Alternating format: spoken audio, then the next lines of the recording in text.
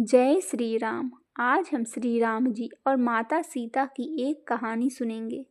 यह कहानी सीता माता कहती थी और श्री राम जी इसे सुना करते थे। एक दिन श्री राम भगवान किसी काम के लिए बाहर जाना पड़ गया तो माता सीता कहने लगी कि भगवान, मेरा तो 12 वर्ष का नित्य नियम है कि यह कहानी मैं आपको सुनाती हूँ। अब आप बाहर जाएंगे तो मैं अपनी कहानी किसे सुनाऊंगी। श्री राम ने कहा कि तुम कुएं की पाल के पास जाकर बैठ जाना और वहाँ जो औरतें पानी भरने आएंगी उन्हें अपनी कथा सुना देना। सीता माता कुएं की पाल के पास जाकर बैठ जाती है और एक स्त्री आई। उसने रेशम की जरी की साड़ी पहन रखी थी और सोने का घड़ा ले रखा था। सीता माता उसे देखकर कहती है, बहन, मेरा 12 वर्ष का नित्य नियम है कि यह मैं कथा सुनाती हूँ।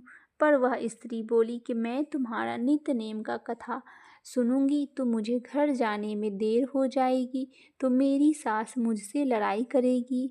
उसने कहानी नहीं सुनी और चली गई। उसकी रेशम की जरी की साड़ी फट गई और सोने का घड़ा मिट्टी के घड़े में बदल गया। सास ने देखा तो पूछा कि यह किसका दोष अपने सिर लेकर आ गई है।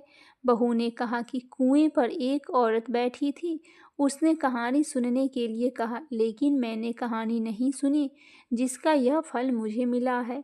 बहू की बात सुनकर अगले दिन वह साड़ी और घड़ा लेकर सास कुएं की पाल के पास जाकर बैठ गई और सास को वही माता सीता बैठी हुई मिली। तो माता सीता ने कहा कि बहन, मेरी कहानी सुन लीजिए। सास बोली, एक बार छोड़ तो मैं तो 4 बार आपकी कहानी सुन लूंगी। राम आए लक्ष्मण आए, देश के पुजारी आए, नित का नेम लाए, आओ राम बैठो राम, तपी रसोई जियो राम, माखन मिश्री खाओ राम, दूध बतासा पियो राम, सूत के पल का मोठो राम, साल दुसाला पोठो राम, साल दुसाला ओढ़ो राम, जब बोलू जब राम ही राम, राम सवारे सबके काम, खाली घर भंडार भरेंगे, सबका बेड़ा पार करेंगे, श्री राम जय जय राम। सास बोली कि बहन, कहानी तो बहुत अच्छी लगी। कहानी सुनकर सास घर चली गई और उसकी साड़ी फिर से रेशमी जरी की बन गई। मिट्टी का घड़ा फिर से सोने के घड़े में बदल गया। बहू कहने लगी, सासू माँ, आपने ये सब कैसे किया। सास ने कहा, बहू, तू दोष लगा के आई थी और मैं दोष उतार कर आ रही हूँ। बहू ने फिर पूछा कि वह कुएं वाली स्त्री कौन है। सास बोली कि वे सीता माता थी, पुराने से नया कर देती है, खाली घर के भंडार भर देती है, वह लक्ष्मी जी का वास घर में कर देती है, आदमी की जो इच्छा हो उसे वह पूरा कर देती है। बहू बोली कि ऐसा कहानी मुझे भी सुना दो। सास बोली कि ठीक है, तुम भी सुनो। और सास ने कहानी शुरू की। राम आए लक्ष्मण आए, देश के पुजारी आए, नित नेम का नेम लाए, आओ राम बैठो राम, तपी रसोई राम, माखन मिश्री खाओ राम, दूध बतासा पियो राम, सूत के पाल को मोठो राम, साल दुसाला पोठो राम, साल दुसाला ओढ़ो राम, जब बोलू राम ही राम, राम सवारे सबके काम, खाली घर भंडार भरेंगे, सबकी बेड़ा पार करेंगे, श्री राम जय जय राम। कहानी सुनकर बहू बोली कि कहानी तो बहुत अच्छी है। सास ने कहा, ठीक है, इसी कहानी को रोज कहा करेंगे। अब सास बहू रोज सवेरे उठती, नहाती धोती, पूजा करने के बाद नित्य का नियम सीता माता की कहानी कहती। एक दिन उनके यहाँ एक पड़ोस की औरत आई और बोली कि बहन, जरा सी आँच देना। तो वह बोली कि आँच तो अभी हमने जलाई ही नहीं है। पड़ोसन ने कहा कि तुम सुबह 4 बजे से उठकर क्या कर रही हो फिर।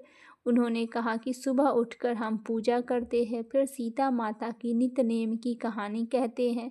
पड़ोसन ने उनकी बात सुनकर फिर कहा कि सीता माता की कहानी कहने से तुम्हें क्या मिलता है।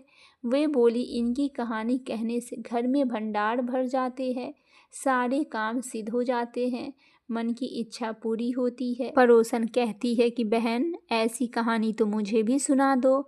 वह बोली, ठीक है, तुम भी यह कहानी सुन लो। राम आए लक्ष्मण आए, देश के पुजारी आए, नित का नेम लाए, आओ राम बैठो राम, सारी कहानी सुनने के बाद पड़ोसन कहने लगी, बहन कहानी तो मुझे बहुत अच्छी लगी। अब वह कहानी पड़ोसन को भी नितनेम सीता माता की कहानी कहने लगी। कहानी कहने से माता सीता ने पड़ोसन के भी भंडार भर दिए।